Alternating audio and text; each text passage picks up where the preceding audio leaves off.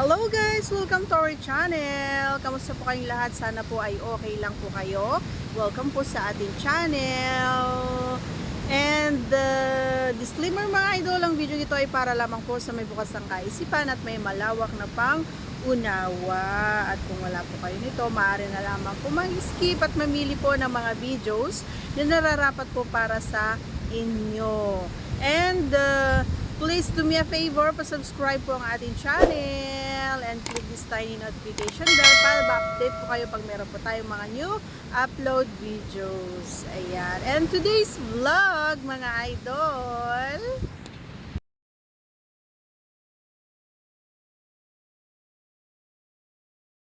nalalaman ko ba kung malapit na siyang labasan? Yan ang ating pag-uusapan ngayon, mga idol. Siyempre, base sa ating experience, nabubulol ako, sobrang kabusugan. Charot. Katatapos lang kasi kumain, kayo talaga ng kanin at saka ulam. O, iba na naman yung nasa isipan nyo. Okay, so let's proceed po sa ating main pag-uusapan, ano. And alam nyo ba mga idol, hindi lahat ng mga partners nyo ay nalalaman to, no, kasi nga minsan iniisip na lang nila yung sarap kung lalabasan na sila. And katulad din ninyo mga boys, syempre hindi na namin pinapansin kahit nga yung mga aura ng mga pagmumukha nyo, hindi na namin napapansin kapag nasarapan na kami, lalong lalo na doon sa parteng lalabas na talaga, 'di ba? So kahit naman kayo, 'di ba, minsan nga medyo pigang-piga pa kami sa ginagawa nyo kapag malapit na kayong malabasan, 'di ba? Shout out sa mga dumadaan, mga idol. Nandito tayo sa tabing dagat, mga idol, no? Kasi nga maingay dun sa bahay. Sa bahay, mga kambing, manok, aso ang maingay. Dito naman yung hampas ng alon ng tubig ng dagat. Okay, pero ayos lang yan. Pero ang mahalaga ay magbibigyan ko na naman kayo ng napakahalagang mga tips. Ayan, susulitin natin mga idol habang nandito tayo, ano. And yun nga, gaya nga ng sinabi ko, based on our experience, mga idol, sa tuwing nalalaman ko talaga kapag malapit na siya, kasi nga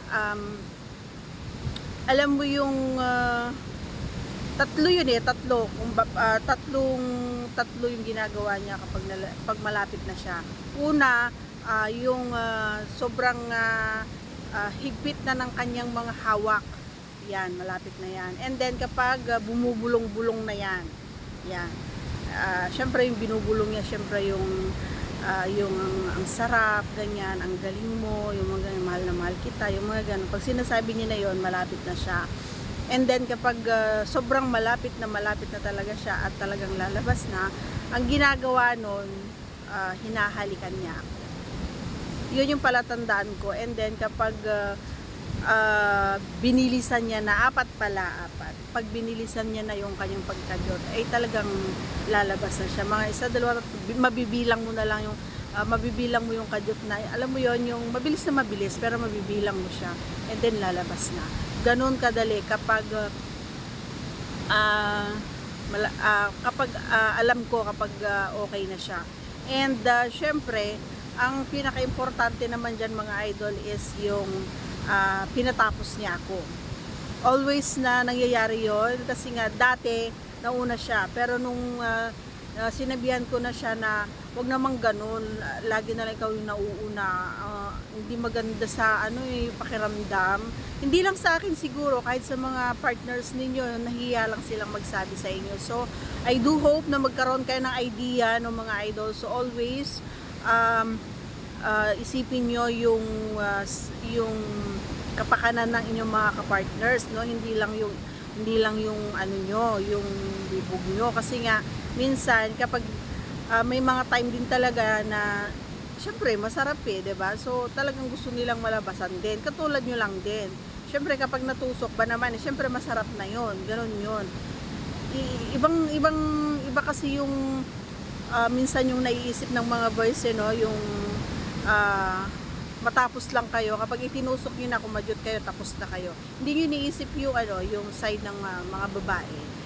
ngayon alam mo na, dapat always think yung kung paano mo pasayahin yung kapareha. Okay guys? And syempre, mas maganda pa rin yung sabay kayo, hindi yung ikaw yung nauuna or siya yung nauuna. Pero kapag hindi naman nangyari yun mga idol, is mas maganda na paunahin nyo yung girl, hindi yung kayong mauuna. Okay? So that's all for today's video. I do hope you like our video. Please comment, like, and share sa mga gusto, yung mga alam nyo nga nangangailangan ng mga ganitong video.